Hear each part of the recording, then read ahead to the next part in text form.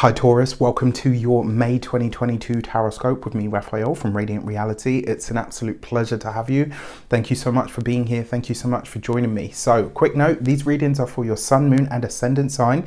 So whether you're a sun, moon or rising sign Taurus, this is for you. And I always advise that you watch all three to get a clearer, more complete picture of how they're going to speak to you. With that said, remember they are general readings. Not everything's going to resonate with everybody, and that is just fine. You should always use your own discernment. Before we start, as always, I would like to bless my decks of cards with all forms of love, light, peace, prosperity and abundance. And I pray that the messages that come through are ultimately clear and concise and they help you on your path to your highest vibrational good. So first of all, happy damn birthday to ya. I truly hope you have a wonderful solar return. If you are celebrating this month, I truly hope that you have a wonderful time of it and that you have a blessed day. Remember to fill the day of your birthday with a little bit of everything that you want this whole year ahead of you to have in it. Now, that being said, if you would like to get your 30% off your 3 or 6 month numerology reading, so basically it is a whole bunch of numerology and then it is digging around with the tarot to answer your questions, to give you kind of like a roadmap for your life for the next 3 or 6 months, depending on which you choose. It's 30% off and it's only available to those who are a Taurus sun or Taurus ascendant, and to the, you know, and also for those of you that have got a Taurus moon, I guess.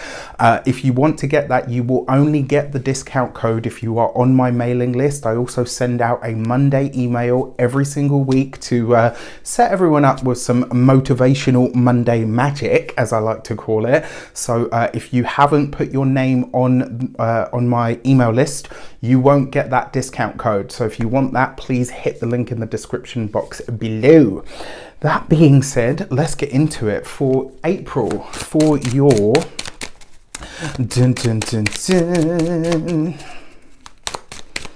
All right, for your actions and interactions with the world at large, you have the Queen of Wands. So this is going to be a very busy month for you guys, my dear Taurians. Remember, just off the back of, well, as soon as we get into this month, we're already all operating under sort of eclipse energies and seasons. So you're going to be feeling this in a lot of ways. This card tells me that you're going to be very busy. There's going to be a lot of things and a lot of situations probably that demand your attention. Now the thing is, with the Queen of Wands as an experience, this may see you needing to set some boundaries this month. It might see you needing to take control or take charge of a situation where you're having to step up. Usually Taurus is happy to, yes, you're a fixed sign and all the rest of it, but one thing that I've noticed about Taurus is you're happy to go with the flow until the flow is not working, right? And so in that respect, a lot of you will then step up and say, right, okay, this isn't going the way that it needs to. I will steer the ship if nobody else will do it. And so this really feels for me like this month it's like you're stepping into a situation to say, this is not working. It's not gonna, I'm not happy for it to continue the way that it is, so I will take command here. And good for you, quite rightly so. For your communications and conversations, you have the Wheel of Fortune. That's beautiful, right? So before we get into that though, the Wheel of Fortune is Jupiter, and so therefore, coupled with the Queen of Wands, this suggests that a Sagittarius woman may feature for you in some way, shape or form this month. It could be somebody that is an ally. The Wheel of Fortune usually suggests luck, abundance, synchronicity, right place, right time. So this tells me that this is likely to be somebody that will assist you, somebody that will help you, also maybe somebody that will help get across some of the things that you're trying to do or set up. Now the Wheel of Fortune as a communications card is beautiful because it suggests like this is a great month for you to reach out to people. If there's something that you need, if there's someone that you know has the inside scoop or has the connection that you need, this month you can hit people up in your network for the things that you need, or maybe even new people that come into your life. It's very possible. But this is a great month for you to reach out and ask for what you want from the people that are available to you. Think bigger, think further afield, think about expanding your ideas, your horizons and your vision this month. The other thing is as well, the Wheel of Fortune, because it's quite a lucky card, This kind of suggests that this month you've got the golden tongue, all right? So you're going to use that to your best advantage for, you know, and especially like if you find a way to be more diplomatic, you are ruled by Venus after all, so, you know, you have that gift. But when you put these two together, it does suggest to me that even if you are having to set a boundary, if you find a way to do this that is more diplomatic, you know, than the sort of, you know, than the charging in like the bull, you'll get way more out of it. For your heart and half sector, you've got the Star card. Now, the Star coupled with the Wheel of Fortune, this is really nice. This is healing in relationships, specifically like, you know, husband, wife, boyfriend, girlfriend, etc. If you're, you know, not in that space and you haven't had any challenges in your relationship, this is something spiritual potentially between you and a partner. It's a deepening of a bond. It is rekindling the friendship alongside the relationship. That Star card as well, for those of you that are single, this is, I rarely say to, no, I don't actually. Like, I encourage people to date in all kinds of modern ways. However, if you're one of those people that has not had very good results with internet dating and, you know, all the online stuff and the apps and all the rest of it, this month, you could absolutely hit the jackpot. Like, this could be the month where you connect to somebody and you're like, wow, you know what? In all the frogs that I've had to kiss, in all the, you know, not very nice people that I've had to go through, look at this, I've found a true gem. Like, this month, the internet dating, like that whole world could really yield some amazing results. So if you're looking, get out there. For those of you that are partnered, married, or in long-term commitments, this bodes very, very well, because it's almost like you're getting a deeper sense of not only who your partner is, but what your future holds together. This is like a really powerful glimpse into the future, the Star card, that helps you understand what the journey has been, but also how it moves forward. This might also be a time where you and a partner are having a conversation and you're like, wow, we really are in this together, and it is for the long haul.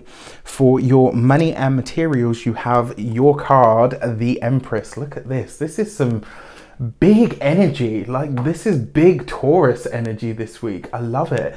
So this month, I keep saying week. It's because I do so many more weeklies than I do monthlies. For your money and materials, the Star card coupled with the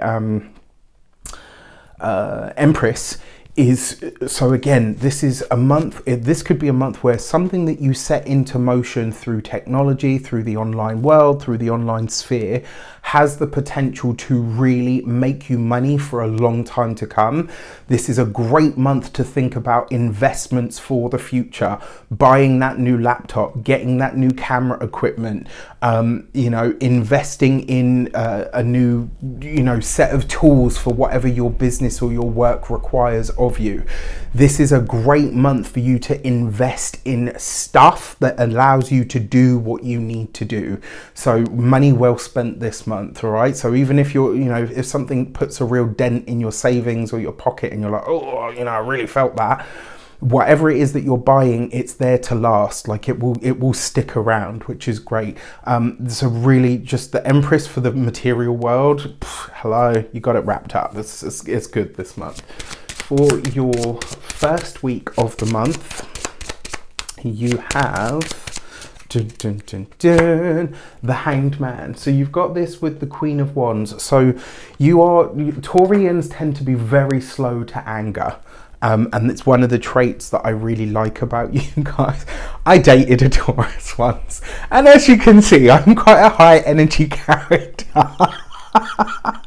And yeah, the patience that they demonstrated with me was actually, it was very endearing, and it's one of the things that I will always remember about them.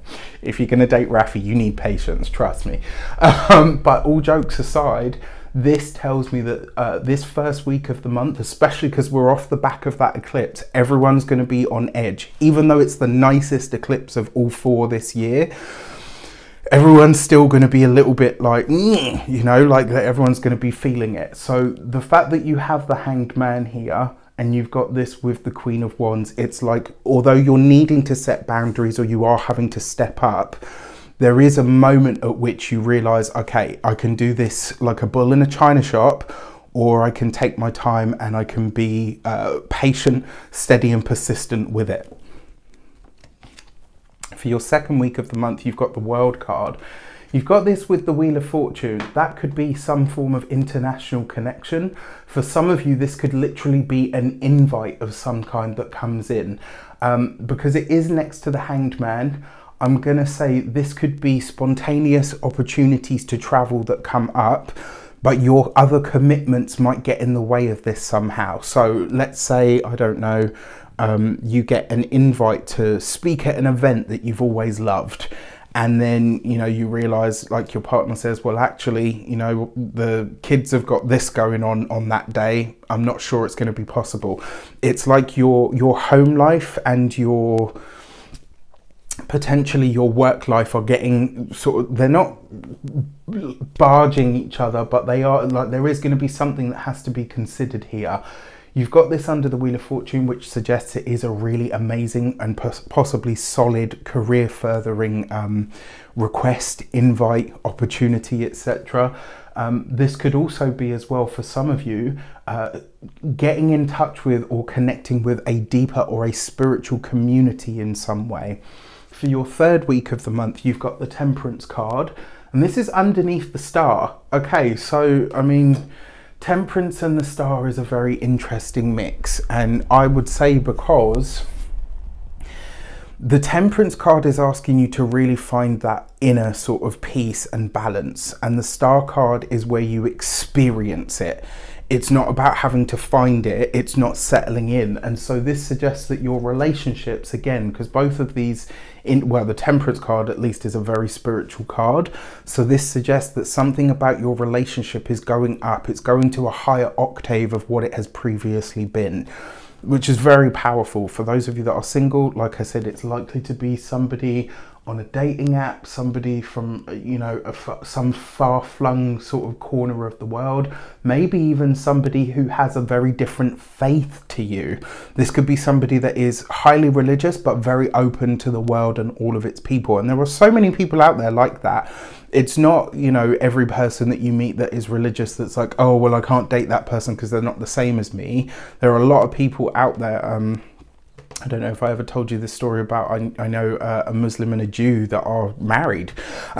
You know, work out how that happens. They both still have their faiths, but they're very happy together. It's possible, right? It's possible, and I would say no more. So then you have the Emperor for your fourth week of the month, right underneath the Empress. This suggests to me, so if you think of the Empress as the moon, the Emperor as the sun, even though they're not, these are actually Mars and Venus, so still the divine lovers. Whenever you get masculine and feminine energy come together, that's a conception point. This fourth week of the month bodes very well for your finances, your money and your resources. And whatever is taking place at that fourth week of the month, it really enhances your earning potential. For those of you that are thinking about studying and or teaching, for those of you that are thinking about gaining new skills, going back to school, or even maybe checking in with an institution. For some of you, this could be about getting a license of some kind. I like this because whatever it is that's taking place for you, it's taking you to another level when it comes to your finances, for sure. So when it comes to the eclipses, so on the 16th of May, oh dear, okay. On the 16th of May, you have it's the second eclipse. This is the bookend eclipse to your own eclipse on the 30th. On the 16th, it's a solar eclipse in the sign of Scorpio. This one, the eclipse that happens in your sign on the 30th of April is lush. I really like this one. Maybe a lot of people don't, but I like it. This eclipse in Scorpio, I've got to say I'm not here for it. I don't like it. I've been sort of quite wary of this one. And then the lunar eclipse in your sign at the end of the year on November 8th. I'm not looking forward to that at all. Sorry to say, but it is what it is. This eclipse in the Scorpio, this is happening in your relationship sector, in your 7th house. For those of you that are ascendant Taurians to a lesser degree, but still relevant, the sun and the moon. And for this, you have the Gate 51 and Shock. This is basically the Tower card. So your relationship, for some of you, like I said, is going to another level. For some of you, especially for those of you that are in maybe not so solid a bond, this suggests that maybe you're getting an ultimatum from a partner to say, well, look, you know what, if we can't move in together, then you know what, I don't want to continue being with you. Or like, do you see what I mean? It's like something is having to change drastically in order for things to continue. For your the new moon on the 30th in the sign of Gemini, you've got the gate 49 and revolution, and this, for again, you know, ascendant, to a lesser degree the sun and the moon, this Gemini new moon is taking place in your money house, your second house of finances, resources, money. Revolution, this is the gate of the true deep potential in your earning power starting to make itself known, right? And that really it just mirrors the tarot so well, I think. So in a lot of ways, it's your money and your finances and your resources and your intimate relationships are the things that are really being highlighted right now. With that said, I wish you an abundance of all of that good stuff. Have a fantastic month. Let me know in the comments how it shapes up. Take care, and I'll see you soon.